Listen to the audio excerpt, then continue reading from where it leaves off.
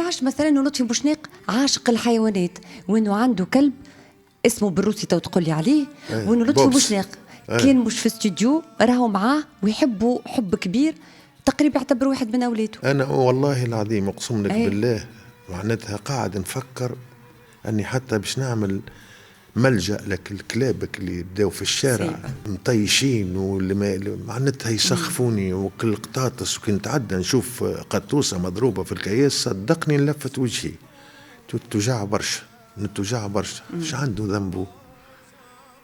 انا حتى كتبت كاكا كلمات نحكي على الكلب. ايش قلت فيهم؟ هو اسقاط.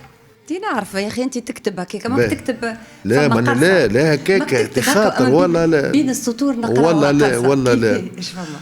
قول هو الكلب يتكلم على روحه، يقول لا نعرف امي لا بابا، في الشارع حليت عينيا، ضايع حاير ما نعرفش شكوني في الدنيا هذه، نبات نعس ما نرقدش، نحرص في اللي حجر فيا، ننسى ونعدي ونسامح، فماش ما يعطف عليا، هو عربي وانا عربي المفروض يتوصى بيا، كلب وانا مش اصلي، ونحترم الانسانيه.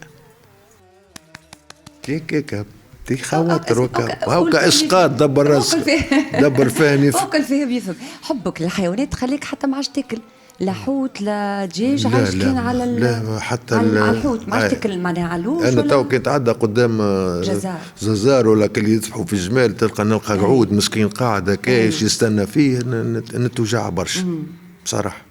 الله غالب وليد ضد الدم، ما عادش نحب الدم حيوان، الله غالب هذيك هي سنة الحياة الله غالب، لكن أنا ما عادش نطيق